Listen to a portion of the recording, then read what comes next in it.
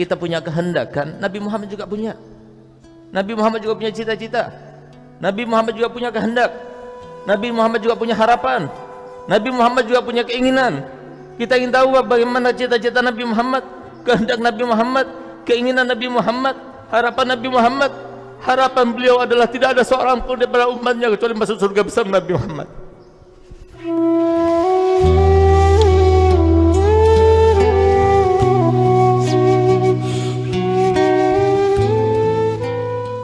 Keutamaan Nabi Muhammad terus bersambung kepada kita. Siapa yang berdoa kepada Allah Ta'ala sehingga kita satu-satunya umat yang masih ada hubungan dengan Nabi Muhammad? Kenapa Nabi Muhammad mengatakan dalam hadisnya bahwasanya aku ini sangat tahu dengan nama kalian dan nama-nama orang tua kalian? Bagaimana Nabi SAW tahu? Seorang manajer, seorang bapak Kapolres misalnya, seorang pejabat, belum tentu dia tahu dengan nama bawahannya. Tapi Nabi Muhammad, beliau katakan, aku tahu dengan nama kalian semuanya dan nama orang tua kalian. Kenapa? Karena Nabi Muhammad telah berdoa. Walaupun Nabi Muhammad sudah meninggal dunia, tapi ada hubungan dengan umatnya. Untuk apa? Untuk selalu mendoakan. Sehingga apa yang diminta oleh beliau, yang kemudian diijabahkan oleh Allah Ta'ala, sehingga setiap hari Kamis ketika catatan amal ibadah kita ditutup, kemudian disodorkan pada Allah, sebelumnya disodorkan dulu kepada Nabi Muhammad. Wajib disodorkan dulu kepada Nabi Muhammad. Malaikat datang, ya Rasulullah, ini amalnya umatmu fulan bin fulan, dilihat. Kalau isinya baik semuanya, tersenyum Nabi Muhammad. Semoga kita termasuk yang bikin senyum Nabi Muhammad. Tapi kalau ternyata satu minggu ini kita banyak melakukan dosa, Nabi Muhammad mengangkat tangannya, lalu Nabi Muhammad, Allah maghfirlahu, ya Allah ampunilah dosa-dosanya.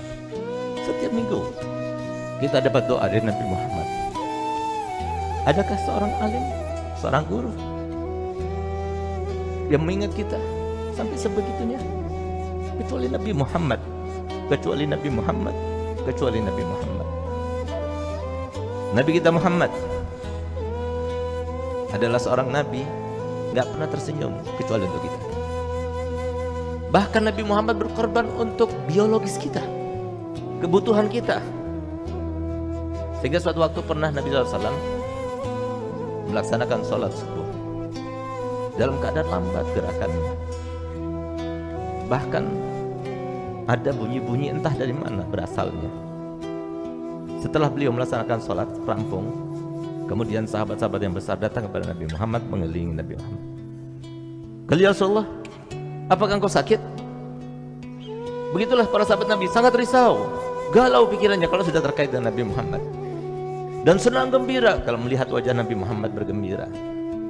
Tidak, aku tidak sakit, tapi kami melihat gerakanmu sangat lambat ya Rasulullah, enggak seperti biasanya. Bahkan kami dengar ada suara bunyi-bunyi di dalam tubuhmu, aku tidak tahu dari mana asal bunyi-bunyi itu ya Rasulullah. Kemudian Nabi Muhammad berdiri, dibuka bajunya, ternyata Nabi Muhammad mengikat perutnya dengan 3 batu. Maka kemudian ditanya, kenapa ya Rasulullah engkau ikat perutmu dengan 3 batu itu? Apa jawab Muhammad? Ya, karena perutku ini sudah tidak kemasukan makanan sudah lebih dari 3 hari 3 malam. Menjerit sahabat Nabi. Ya Rasulullah, fidaka abi wa ummi summa nafsi. Tebusanmu wahai Nabi, itu adalah orang tuaku, bahkan diriku sendiri. Biarkan kami yang lapar, biarkan kami tidak makan, jangan engkau dan keluarga kamu yang tidak makan. Kenapa kau tidak beritahukan kepada kami kalau di rumahmu itu tidak ada makanan? Apa jawaban Nabi Muhammad? Tidak akan pernah aku lakukan yang semacam itu. Apa kata Allah kalau aku membebani umatku? Biarkan aku jadikan apa yang terjadi pada diriku adalah hadiah daripada Allah, dengan harapan tidak ada seorang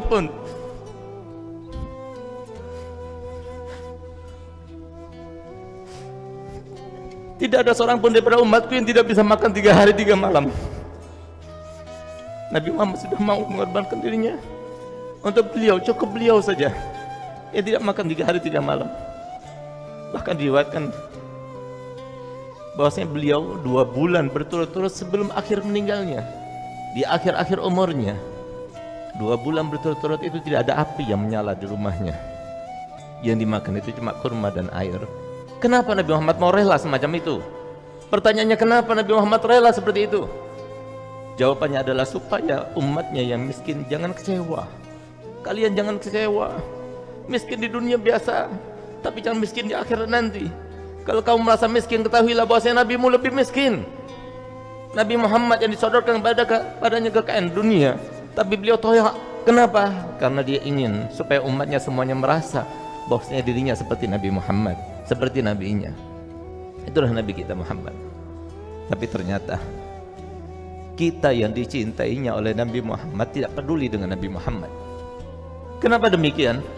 Kenapa saya katakan banyak sekarang umatnya yang dicintai oleh Nabi Muhammad, diperhatikan oleh Nabi Muhammad, dipedulikan oleh Nabi Muhammad, didoakan oleh Nabi Muhammad, baik di masa hidupnya, setelah meninggalnya. Bahkan pertama kali ucapan yang keluar daripada beliau setelah dibangkitkan nanti adalah ummati, ummati. Tapi ternyata kita tidak perhatian dengan Nabi Muhammad. Kenapa saya katakan demikian? Karena Nabi Muhammad manusia biasa sama seperti kita.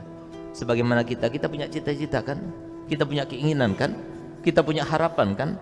Kita punya kehendak kan? Nabi Muhammad juga punya. Nabi Muhammad juga punya cita-cita. Nabi Muhammad juga punya kehendak. Nabi Muhammad juga punya harapan.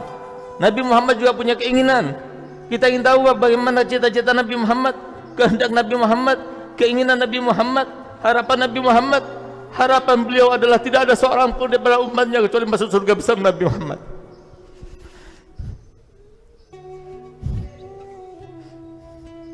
Tidak ada seorang pun daripada kita semuanya kecuali masuk surga bersama Nabi Muhammad. Bagaimana akan masuk surga? Kita tidak memperhatikan Nabi Muhammad. Bagaimana masuk surga? Padahal Nabi Muhammad katakan, ala inna sil'atallah ghaliyah. Ketahuilah bahwasanya barang yang dijanjikan oleh Allah dengan kalian sabar hadir majlis taklimnya, dengan kalian sabar melaksanakan solat 5 waktunya, dengan kalian sabar menjadi anak berbakti pada orang tuanya, dengan kalian sabar berbakti pada suaminya, dengan kalian sabar menyantuni anak dan keluarganya, dengan kalian sabar menghormati pada tetangganya. Mahal kata Nabi Muhammad. Nggak mudah. Kita harus melalui ujian-ujian.